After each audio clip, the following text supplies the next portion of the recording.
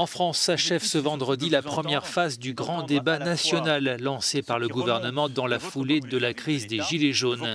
2 mois de consultations et de rencontres pour écouter les préoccupations des Français dans un contexte de forte tension sociale. Le débat va désormais se poursuivre en comité restreint avec des conférences citoyennes sur tout le territoire pour peaufiner les innombrables propositions soumises au gouvernement. Pouvoir d'achat, retraite, impôts, santé, environnement, voilà pour les grandes thématiques. Les propositions déboucheront-elles sur des mesures concrètes? Seul l'avenir le dira.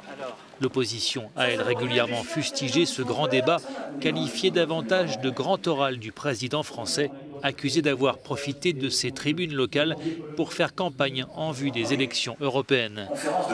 Pour les garants du grand débat, un collège de 5 personnalités nommées pour superviser son bon déroulement démocratique, Emmanuel Macron et ses ministres ont eu tendance à trop se mettre en avant. Il y a un processus démocratique qui donne la parole aux Français de façon la plus large.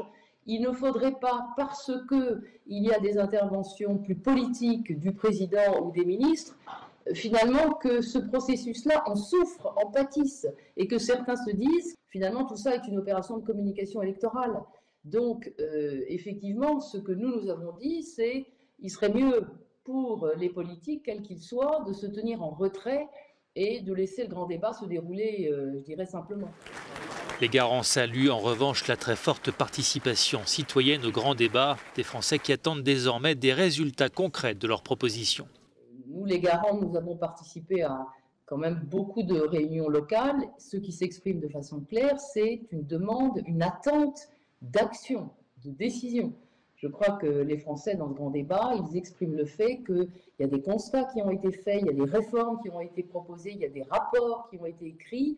Il est temps maintenant de prendre des décisions sur un certain nombre de points. Et là, c'est clairement une attente forte de la part de ceux qui ont participé au grand débat. Le grand débat national n'aura pas permis d'éteindre le mouvement des Gilets jaunes alors qu'un 18e samedi consécutif de manifestations est prévu dans plusieurs villes de France. La mobilisation s'est toutefois nettement essoufflée.